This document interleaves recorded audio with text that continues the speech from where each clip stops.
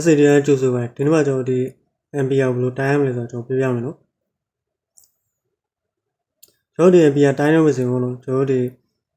ဒီလောက်တစ်ခုရှိမှကျွန်တော်တိုင်းလို့ရအောင်နော်ကျွန်တော်ဒီဒုခု3ပါဘောနော်ကျွန်တော် ampere တိုင်းလို့ရအောင်နော်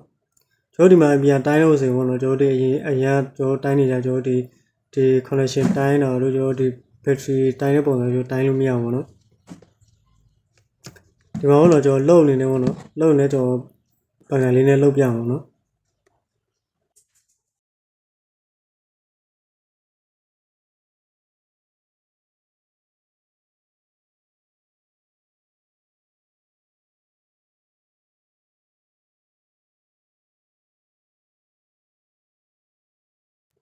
ကျွန်တော်ဒီမှာတော့ကျွန်တော်ဒီ ampere တိုင်းလို့မယ်ဆိုရင်ပေါ့နော်ကျွန်တော်ဒီအရင်ကကျွန်တော်ဒီထိုးနေကြပေါ့နော်ကျွန်တော်ထိုးနေကြအပေါက်ပေါ့နော်ကျွန်တော် volt တို့ကျွန်တော်ဒီ ohm တို့ milli ampere ကိုတိုင်းတဲ့အပေါက်မှာကျွန်တော်တိုင်းပြီးလို့မရဘူးနော်ဘာလို့ဆိုတော့ကျွန်တော်ဒီလောက်ရပြီးတော်တော်များများတော့ကျွန်တော်ဒီပါကန်တို့ပါပြီးတော့လောက်ဒီ ampere များတော့နော် ampere များတော့ကျွန်တော်ဒီအနီကျိုးပေါ့နော်ကျွန်တော်10A ဆိုတဲ့အပေါက်မှာကျွန်တော်ပြောင်းလို့ထိုးပြီးရအောင်နော်ပြီးတော့လည်းကျွန်တော်တို့ fashion ကိုလည်းကျွန်တော်ဒီ10ဆိုတဲ့ fashion မှာကျွန်တော်ယူလာပြရအောင်နော်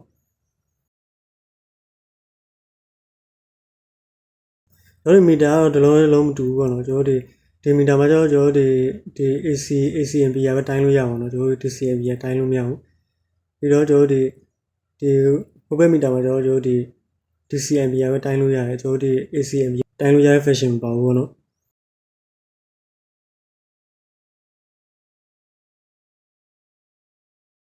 ဒီလိုပေါ့နော်ကျွန်တော်ဒီ ampere တိုင်းရမယ်ဆိုတော့နော်ကျွန်တော်ဒီကြားခံနေတဲ့ကျွန်တော်ထားပြီးတော့ကျွန်တော်တိုင်းမှရအောင်ပေါ့နော်ကျွန်တော်ဒီ ampere တိုင်းရမယ်ဆိုရင်ပေါ့နော်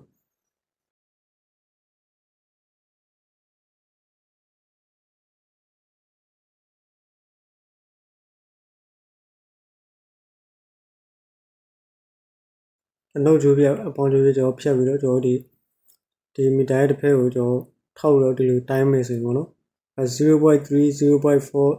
0.4 0.3ဆိုပြီးတော့တက်လာအောင်နော်ပန်ကန်လေးလဲလာအောင်နော်အဲ့မှာကျွန်တော်ဒီ ampere ကိုကျွန်တော်တိုင်းလို့ရအောင်နော်